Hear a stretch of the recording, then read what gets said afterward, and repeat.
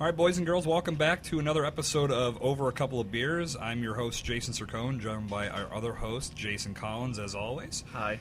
And our special guest today is Miss Eliza Bowman from Eliza's Oven. How you doing, Eliza? I'm doing all right. Thanks, Jason and Jason. Glad to hear it. Welcome to the show. We've got a very sweet podcast ahead of us, and I say that only because it's 12:30 in the afternoon, and I'm staring at a cupcake containing 2 beers and a Green Flash West Coast IPA that's really hitting the spot to kick off my day.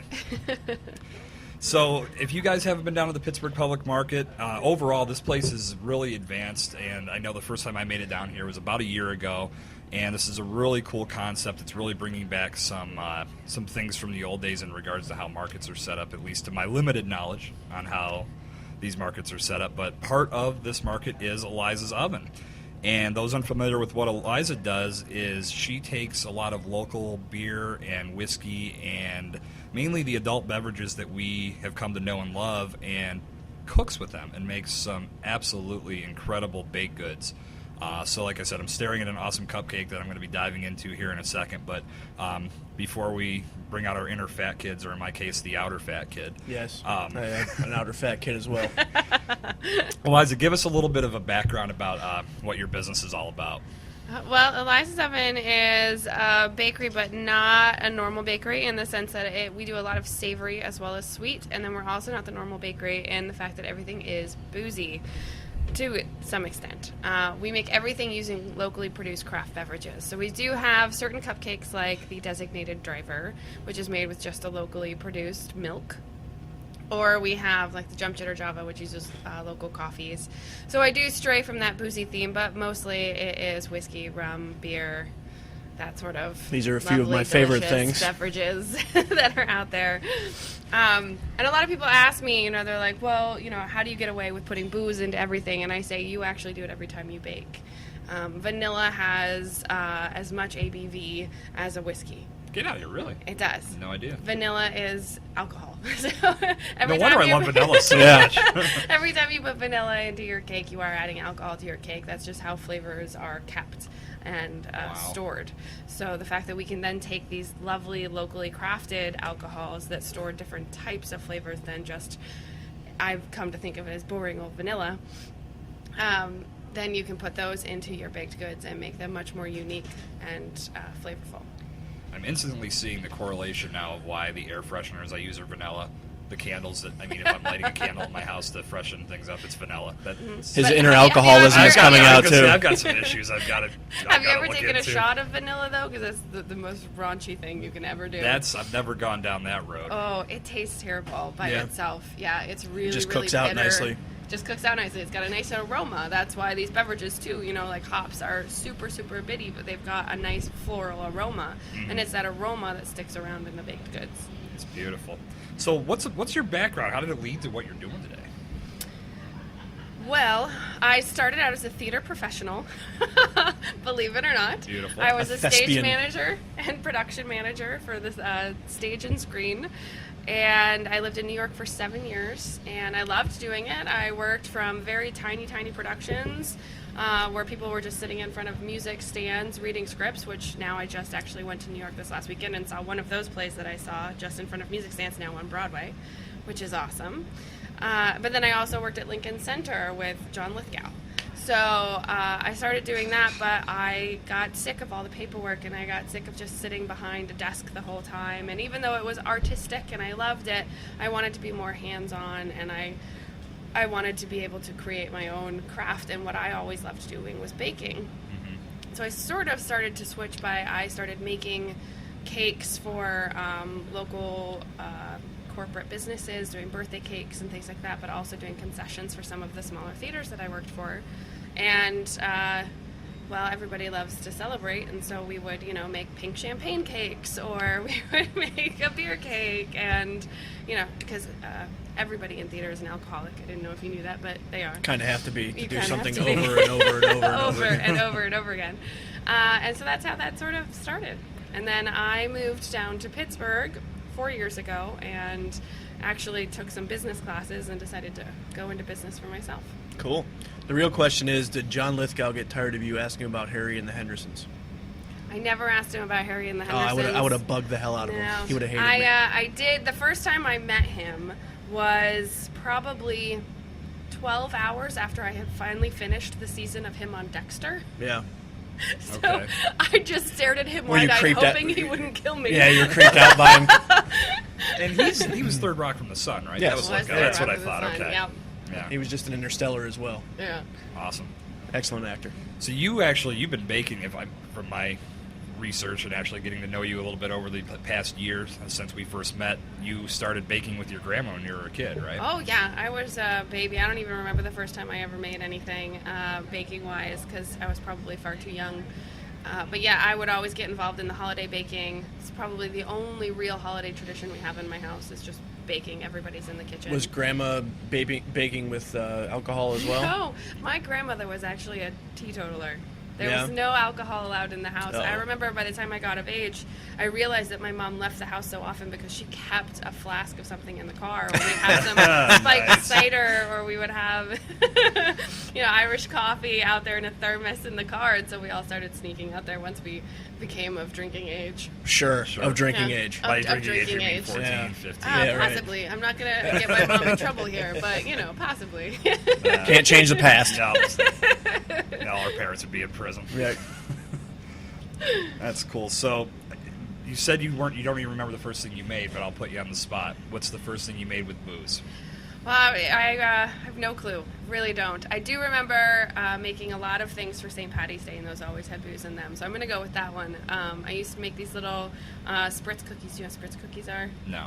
So they're a really soft sugar cookie batter that you put in a press, and you press out fun designs. You can make them fun colors, and I would always make the little clover. Cool. And I would sandwich those with a whiskey cream and things like that. So I know I always did that.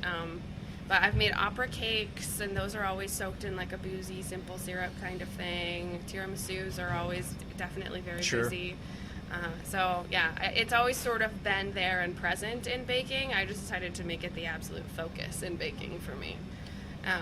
But in that realm, I also went to the side of baking it out. So most of my cakes, unless specifically requested, are non-alcoholic in their end product. I'm totally naive and green when it comes to baking. So how does that process work when you have if you want to keep it in by special request, you can, or you have to bake it out? Like, what do you have to do differently to It's before and after the baking process. So alcohol has a lower boiling point than water or anything like that. So it's going to, by the time it hits about 145 degrees, I think, if it stays at that for over 10 minutes, it will be baked out.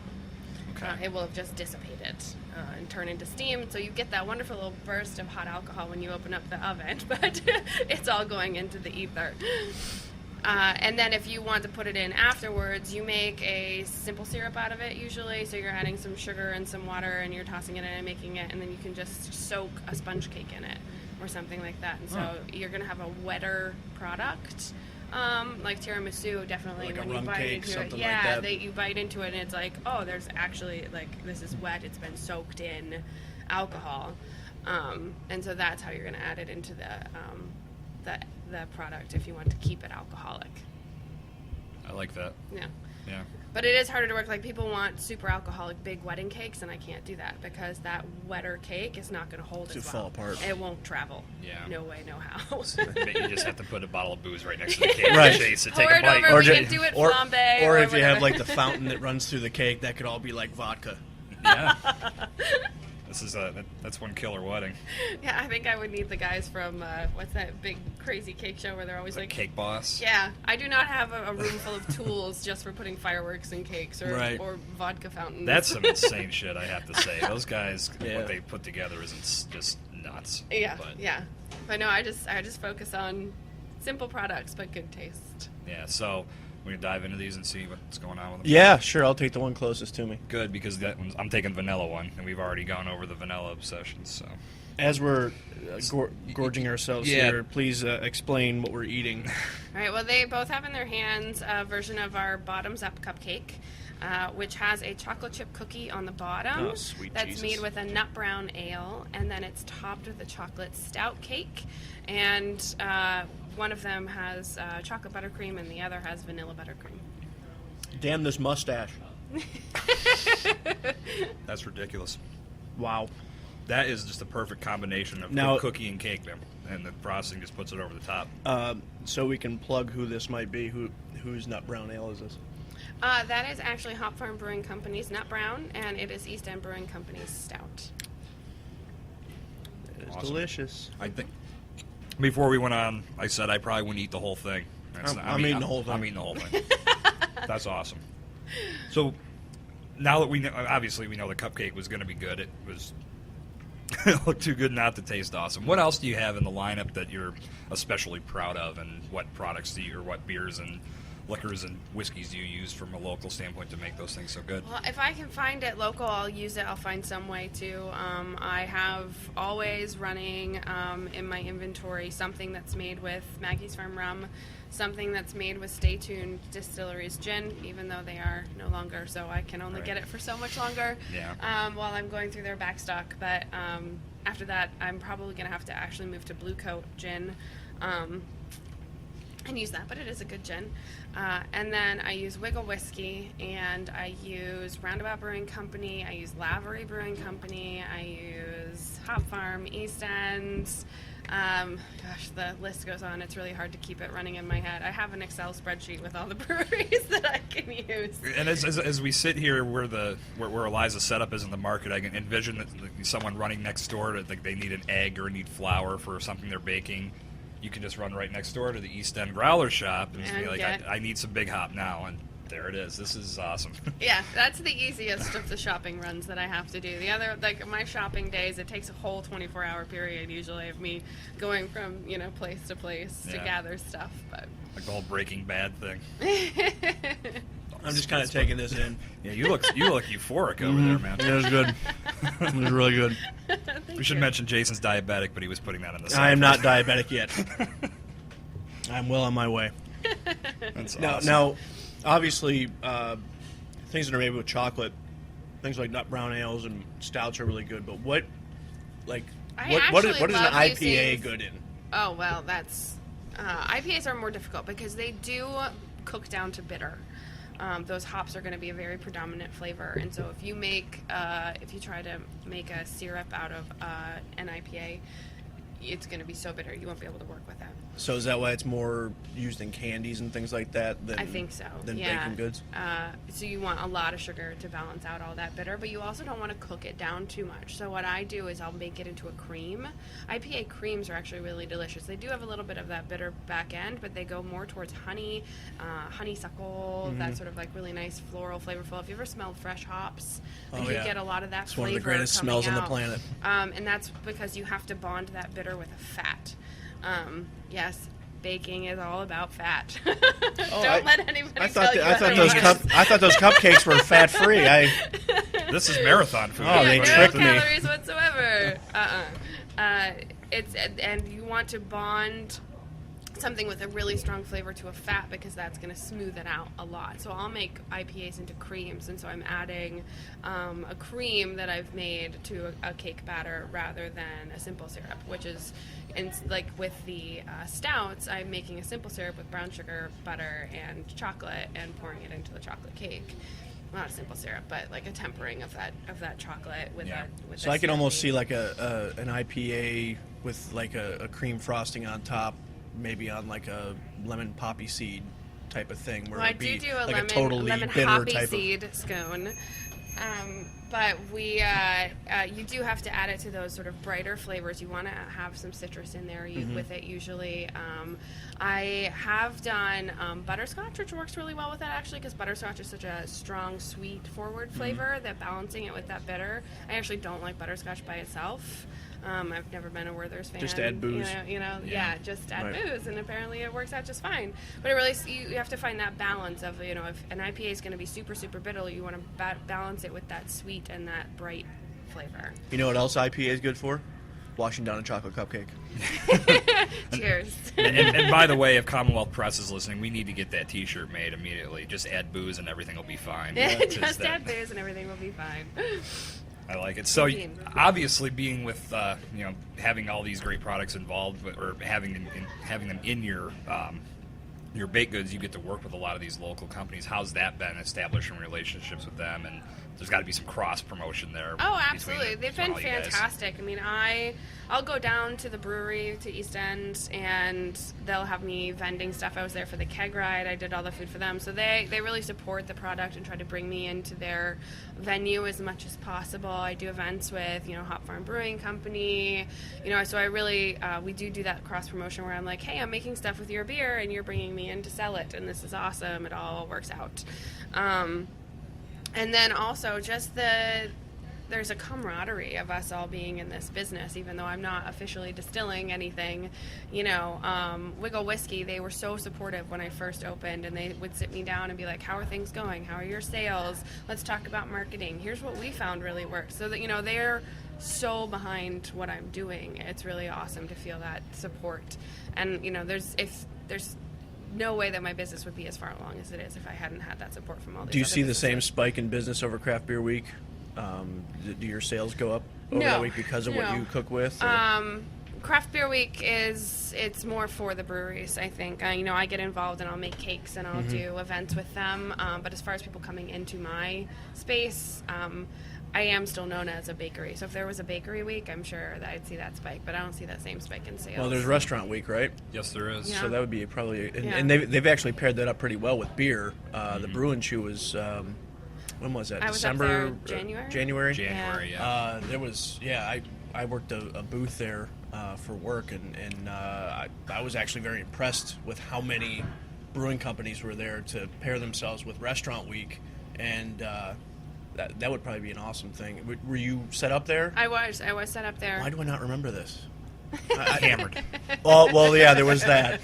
They gave me a license to drink at work. It was kind of nice. That's But, always Working dangerous, for a car isn't it? dealership, you had to take well, I advantage was of that full also. bore. We were also sharing space with Giant Eagle, so I basically was just over at the cheese tray, all the food trays Oh, that yeah, they it's hard had. to drag me away from cheese. Right, so they paired it Yeah. up very nicely. But yeah, I mean that seems like a perfect fit for you. Yeah, it is, absolutely. And we, sampled out a lot of stuff there, sold quite a bit. We had our huge cupcake tree like we always do, but the brownies were a huge hit there, actually. Yeah. Though I did get far too many questions about, so what kind of brownies are these? Wrong festival. Yeah, I was like, that hasn't quite become legal here yet. I'll be Just in wait, Denver let's next wait. year. Right. If it did, this is going to be so. Yeah, we're going rated R now. If it became legal, would you add that? No. I Not don't so know. much. I actually have never really gone that route in my own personal Yeah, problems me neither. I'm and just saying, indulgences. be an interesting, But interesting who little- knows? I don't really. I've never experimented with cooking with it because Yeah. it's illegal. It's Yeah. illegal. Of course, I would never. So- and it would be exactly that, experimenting. Yeah. Nobody's doing that. But yeah, I have Nobody's no idea promoting what that flavor profile would be like. Yeah. I mean, the smell alone, I think, would be something you'd have to contend with. Well, honestly, the reason I'm asking is because there's a lot of those hops. We already talked about this. That are It's the same that family. Yeah, exactly. And you get that very dank. Yeah, smell well, I and have aroma. You been. wonder if it could lend I itself to started cooking in working any with way. some spent grains for breads and things like that, branching out from just the liquid products. And that's been really fun and interesting, and it comes with much different flavor profile, especially depending on what sort of mash I'm working with. It could be super malty or it could be super hoppy, and I never really know what I'm going to get from this company. So I have to sit there eating these spent grains for a while, being like, how is this actually going to work? It's different every time. Yeah. So I can't have a set recipe for that yet, unless I'm like, you will only give me your, fat Right. Gary nut brown spent grain. That's Right. it. But I would love to actually start working with the actual hop product before it's been, put through the mash tun.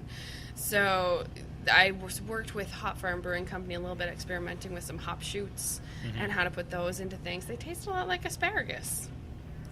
So, that's always so raw they don't have that not heavy, as bitter. heavy. Well, and anything, it's when it cooks out. Yeah, anything that when it comes to maturity that's bitter is not going to be as bitter as in its youthful stage. Right. So shoots are always going to be sweeter than the full-grown hop.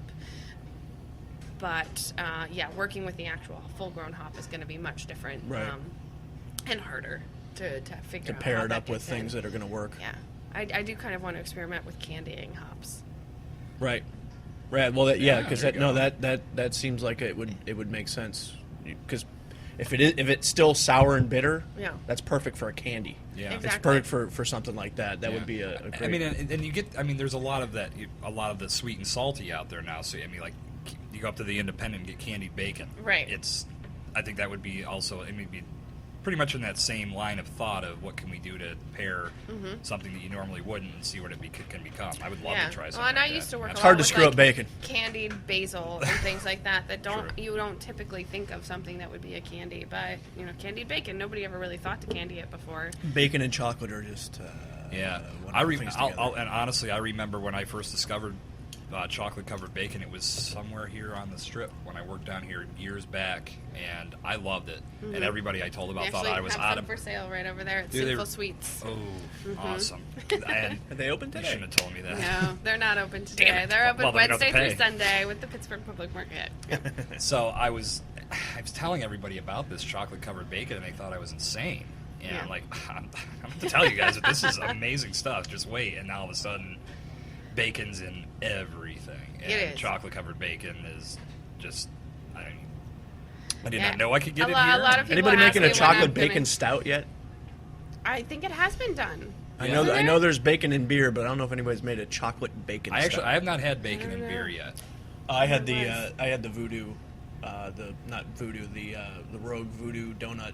Oh, right. I'm Bacon, sorry. maple, Yeah, I forgot bacon and about- maple go together I in for- those beers. I But I don't know if forgot there's a about that. chocolate That bacon one- yet. That's almost like creme brulee sweet. If there is, I gotta Yeah. find it. Way too much. Well, there was what's salty. the company Yeah. that made the Sweet Baby Jesus?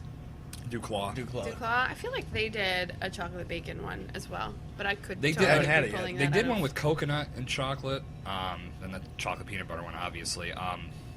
It's a good question. I'm gonna go home. I'm gonna go home and search for this.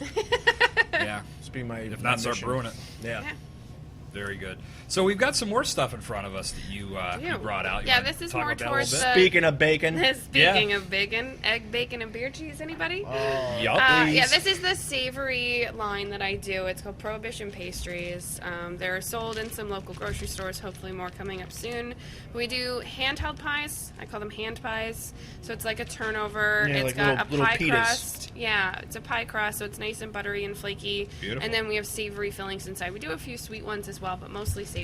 sounds delicious. So egg and beer cheese, egg, bacon, and beer cheese. We have an egg and vegetable and cheddar ale sauce. We have mushroom and onion and whiskey cream sauce, and you have the broccoli and beer cheese there. And only, then only 7 minutes, only 7 minutes. and you're in heaven.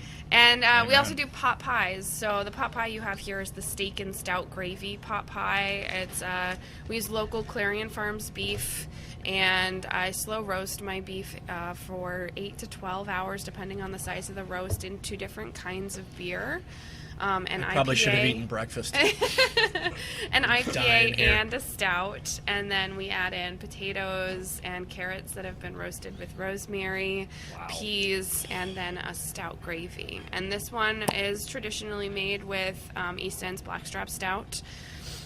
But I have gotten requests from other breweries to make it with theirs, and I'm always open to those requests. If they want me to make something to sell in their brew pub that is made with their beer, I'm all about it, and I will I think develop a recipe with them. That would be such a cool cross promotion to do just that, and then Yeah. be there to rep that beer or rep that product with their beer, and just Exactly. to talk about the pairings and everything. That would be awesome. Yeah, well, and since, Pennsylvania is so wonky with its laws, and you have to have food for 30 on site if Love you're that going to word, serve right? a Wonky. pint, then, this is a way to keep something frozen on site that they can have that's also made with their beer, and it's actually enticing to their customers rather than just keeping, Yeah, Costco frozen burritos. absolutely. Not that those aren't delicious in the right moment, but these are better. So, where can people find these outside of coming down to the market? We'll talk more about the market here in a minute, but overall, I know you've been talking about being elsewhere. Where else can Yes. people find you? Right now, you can only find the hand pies out there. The pot pies are only sold at my stall here at the Public Market. But you can find them at 52nd Street Market and at the East End Food Co-op. And my big push now is I've just hired 3 people to get me out of the bakery more so that I can start pushing that and adding to that list. So I've actually started approaching Giant Eagle market districts. So hopefully that'll pan out. Oh, that's awesome. Yeah. Has it been easy to train on how to cook in this fashion for new people to come on board? Mostly I'm training people on assembly. So Okay. I have a couple of days at the bakery where I mass produce a bunch of fillings, and then they come in the next day and they just put together the pies. Okay. Because that's a lot easier to train than, because it's hard to train someone else to sit there for 12 hours and watch steak and everything else they can do in between while it's cooking. Right. Yeah. And I am still fairly protective of my recipes. I don't blame you. Everybody that works for me signs a confidentiality form of we will not use your recipes or anything outside of working at Very wise. Yeah. Very wise. Just 'cause you never know when someone's going to be asked. Just to even simply do something for like the Lawrenceville cookie.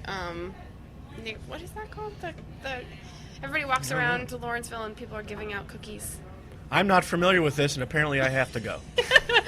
It's like the Lawrenceville Cookie Tour or something Wow. like that. Anyway, It sounds awesome. We got a Yes. lot to research yeah, after but the if show. if somebody really knows Comes that that people outer love fat kid. my chocolate chip cookies, and then someone's giving them out for free instead of me making money on them, Yeah. be careful. But Yeah.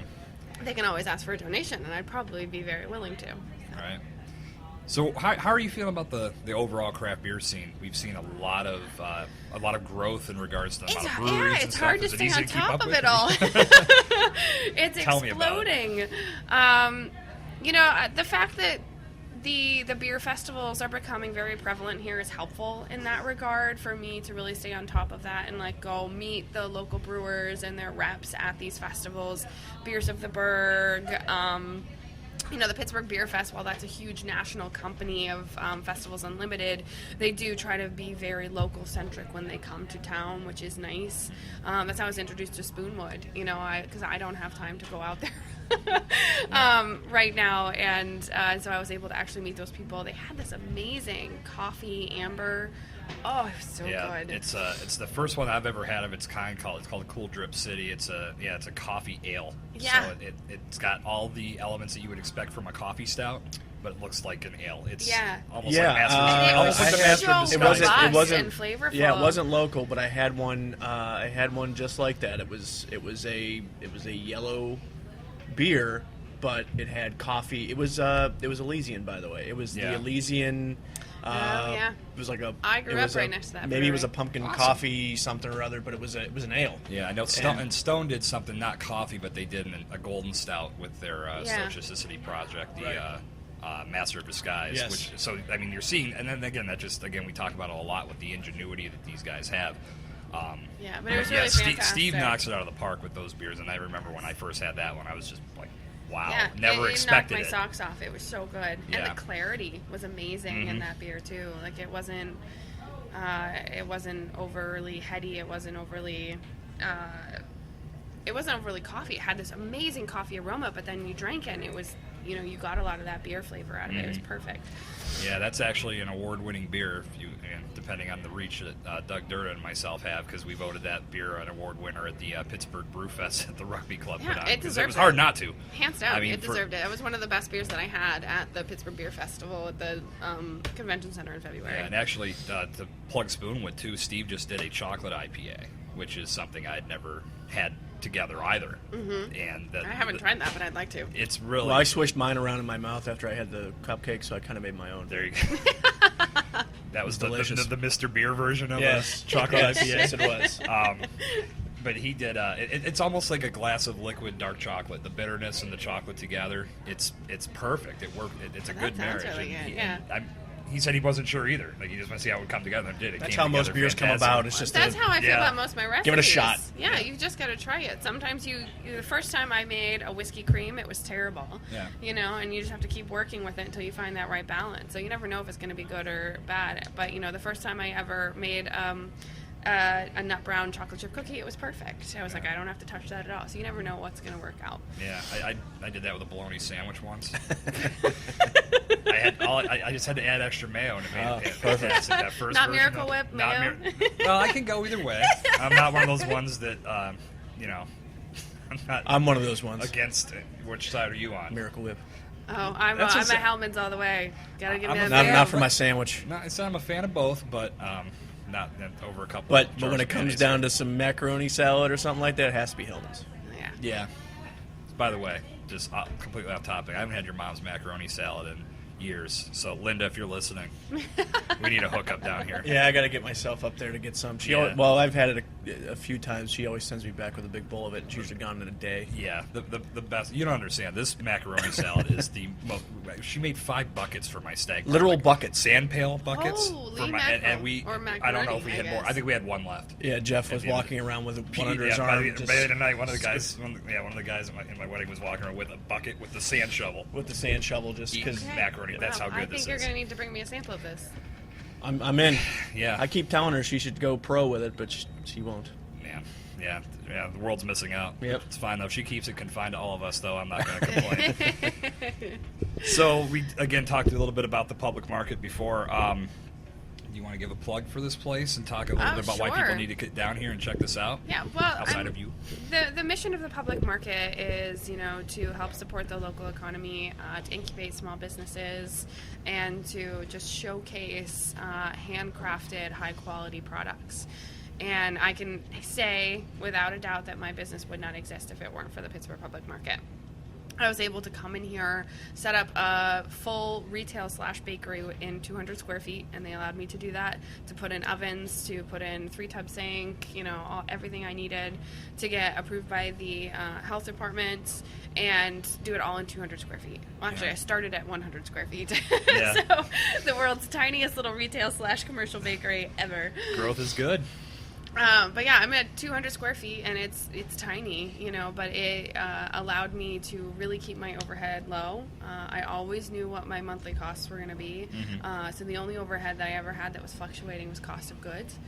And it's just an amazing place for a small business to get started.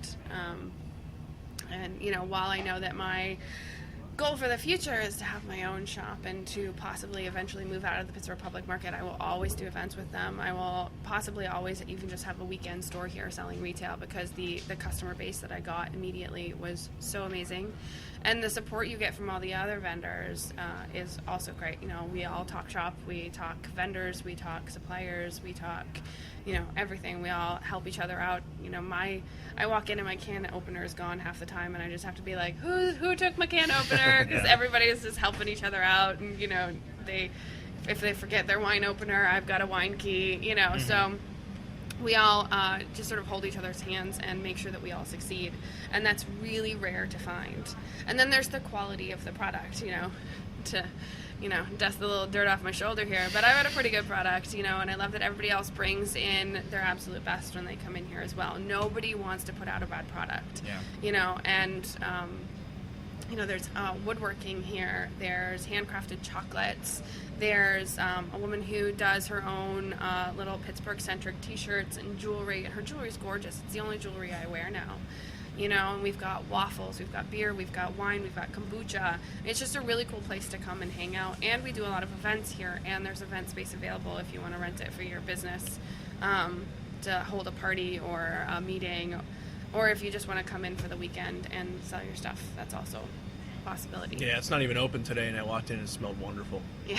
And it just immediately hits you. I bake on site here, so I'm here 7 days a week, or someone's here 7 days a week baking, and even if we're not here, this place is bustling.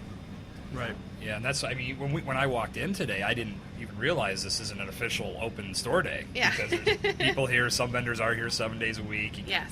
Great aromas in the air. You're in here working your butt off and cleaning. I figured you spent the morning cooking or something to that effect. Yep. I made quite a few mushroom and onion hand pies this morning. It's a beautiful thing. Let's talk about food. Yeah, I know. Let's talk about food. But yeah, no, it's a great space to come hang out and really get a feel for what people in Pittsburgh really can give to you. So skip Walmart and come to the public market. Yeah, Pittsburgh is very loyal to their own, and they do support local businesses above all else in most cases. So especially in the Strip. I was going to say, really prominent down here. Being down here on a weekend in the Strip, this whole area is just booming. Oh yeah, it's a world in and of its own. Yep. Yeah, and we get a lot of community support here too. All the brew tours come through here. We get food tours, wine tours, Berg, Bits and Bites tours are going to start coming through here, and just do a Pittsburgh Public Market tour. And it'll be like 45 minutes. She just takes you around. She gets lots of samples from everybody. But like this is a place that it's so unique that everything here is from Pittsburgh for Pittsburgh. And it's just really high quality. Yeah, the last brew tour that I don't know, it wasn't the last brew tour, it was one of the ones that we did that came through here that I was conducting, and there was a free Eliza's oven beer cookie. As part of that, yeah. I felt like Oliver Twist after the first one. Please, sir, can I have some more? Can I have another? And I did get a second one, so again, outer fat kid coming out even more. But that one's stout, right? You use stout in that cookie too. Stout in that cookie. It's chocolate chip cookie with stout. It's kind of like brownie bite-ish almost. Yeah, it really was. In its texture. Yeah, that's a good one. But yeah, I do that for the brew tours. I do a cherry wine kiss for wine tours. The food tours that come through, I'll give just a sample of something too. Usually I'll pretzel and beer cheese or something. Yeah. And then we give out birthday cakes for anybody whose birthday is birthday cupcakes, not full cakes. Anybody whose birthday it is on the tour. I'll have a 10-inch cake, please. Yeah. Oh man. I will say a lot of comments that I've seen around on Twitter, Facebook, everyone raves about the barley wine pretzels. Those and I concur. Ridiculously popular, and that is actually the product that launched me into opening my business. Sweet. And it was... No pun intended. It's actually quite salty. But this just turned into an SNL sketch. We got to be closer to the mic if we're going to be doing that type of broadcast. Bring to my sweaty balls. Chocolate salty balls. Anybody? Yes, no, I went to East End Brewing Company because I had this idea for this business, but it was not fully formed in any way, shape, or form.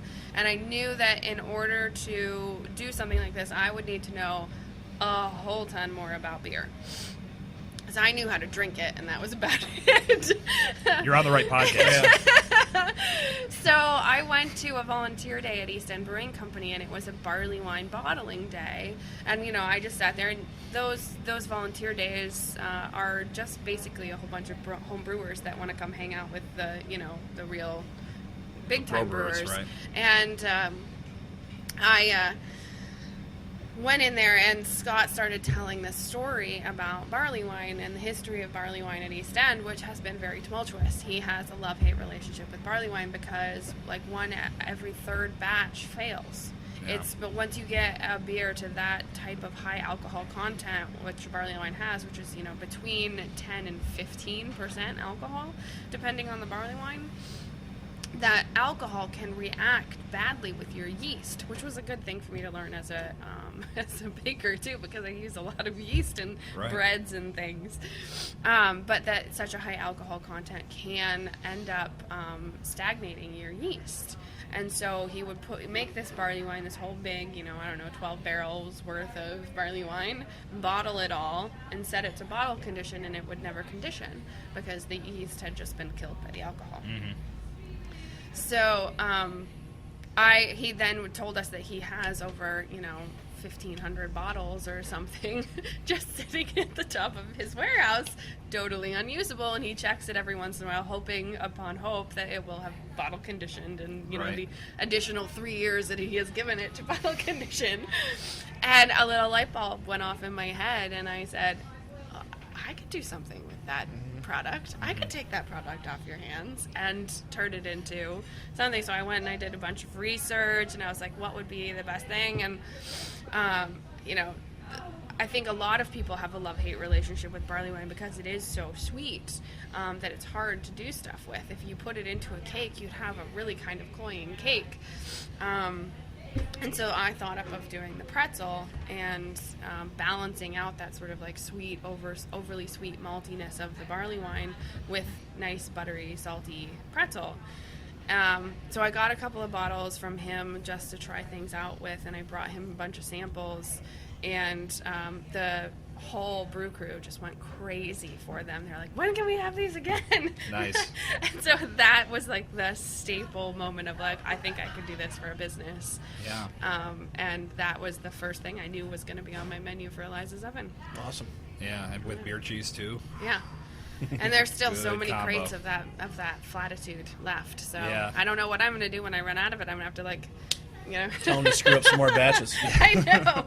Or commission a whole like a couple barrels full of flat barley wine. It can't be easy for you to be sitting there rooting for him and Brendan to be like, hope your beer goes bad so I can make some more pretzels. Yeah, no, I think Brendan would smack me if I if I said that.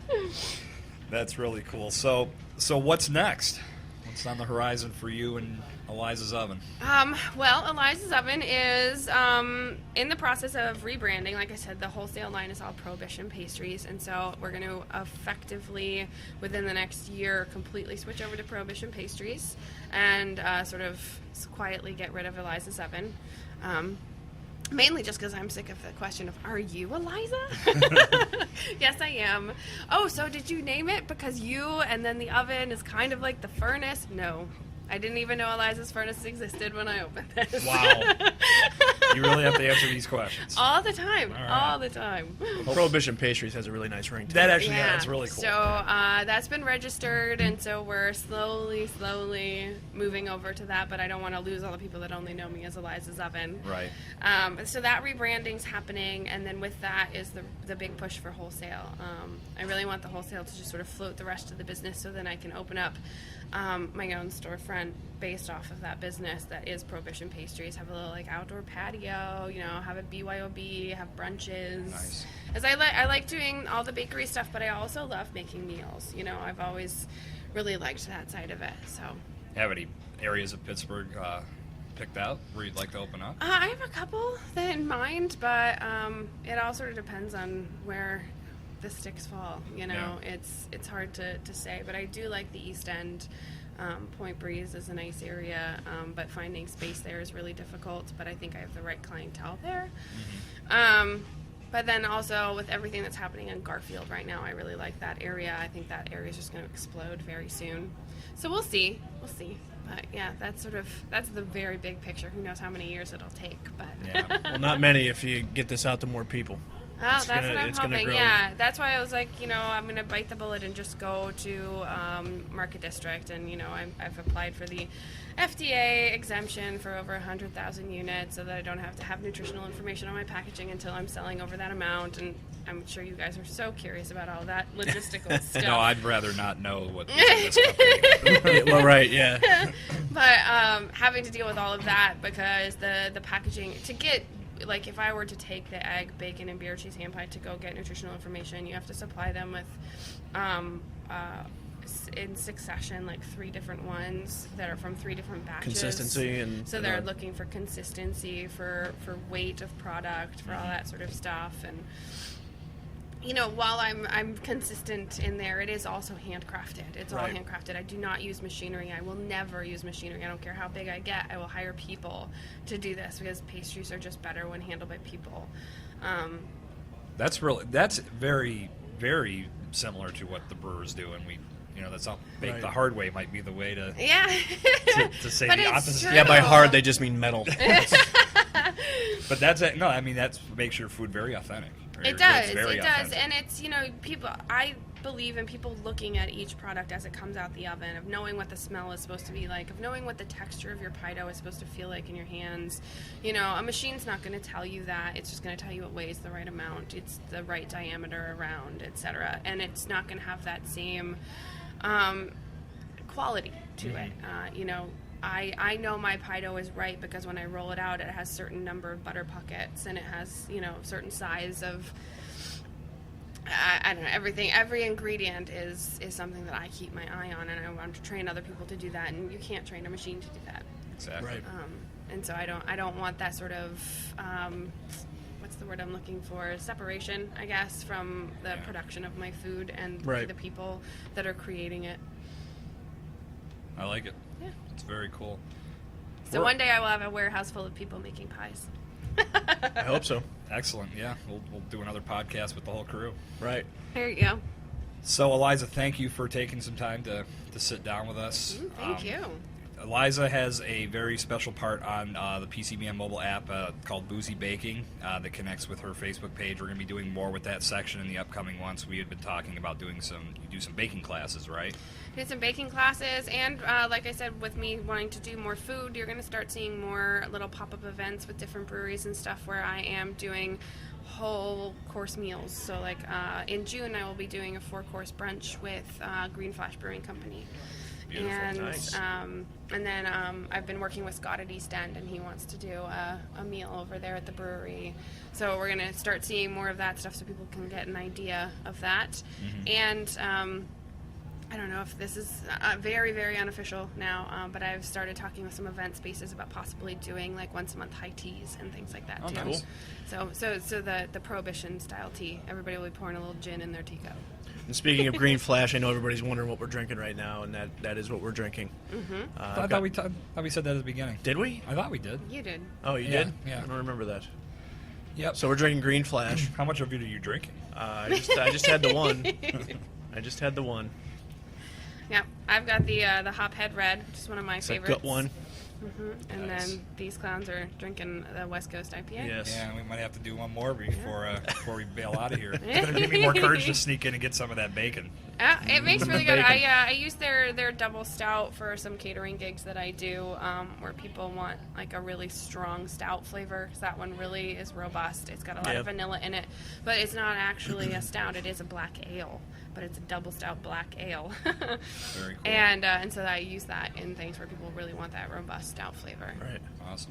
So stay close to the Boozy Baking section of PCBM Mobile, and you'll see more of what Eliza's got coming up on the very short horizon here. Yeah. And hopefully Like we me see on the my Prohibition Facebook page. Pastries and Giant Eagle soon. Yes. Yeah. Keep your eyes peeled for all this. Yeah, and if you want that, just go and ask anybody who's there. When are you getting this in? And maybe eventually they'll finally. enough word of mouth will get them to Right. jump on it. Sure. Yeah. But come down to the public market down here in the Strip and check out not only Eliza's Oven, but all the other great businesses that are here. You can stop by the Growler Shop at East End, have yourself a pint. Or actually, no, there are no pints, right? Just They samples. do pints Oh, they now. do pints. All right, so stop down for the whole experience and get Yep, yourself have a a growler glass to go. of wine, have some kombucha. You know, of course, we just want you to get boozy, and then you can soak it up with a cupcake. Yeah. Nice. So there's all kinds Or of a great pot stuff pie. down here for you guys to check out. So again, Eliza, thank you for taking the time to Thank you. meet with us today and put out this episode of Over a Couple of Beers. Coming up on the horizon for us, we are going to be at Beers of the Berg on May 16th. If you don't have a ticket for that, my advice would be to follow the Beers of the Berg Facebook page or like that page, because there are people from time to time popping up that have bought tickets but can't go. And if you are looking to get into that event, that'll probably be the only way that you'll be able to pull that off. But Jason and I will be doing a live podcast and video and a lot of other fun interactive things while we're at Beers of the Berg. So we encourage you guys to stop by our booth, check us out. We want to talk to you about the beer you're drinking, why you're so big on that particular beer, and really just get to know some of our fans and our listeners. So we're looking forward to that. Any closing thoughts there, Mr. Collins? Nothing. I've been staring at the frozen pastries here the entire time, and I know you aren't open today, but I might be handing you some money to get a hold of some of these. I think we can do a black market exchange. Nice. Yeah. We'll have to do it off the back of a van outside, though. You heard it here first. It fell off the back, I swear. That's all I got, man. All right, cool. This was Right. fun and delicious. All right, Eliza, any closing thoughts? Oh, just, What's kick your back Twitter up handle? there. At Eliza's Oven. Yep. Go follow. At Eliza's Yeah, Oven on like me Twitter. on Facebook. Facebook page, And- Eliza's Oven. And Let me know if you have any good ideas for cocktail-flavored cakes. Sweet. all right, guys, we're going to sign off. Thanks for tuning in. We'll see you next time.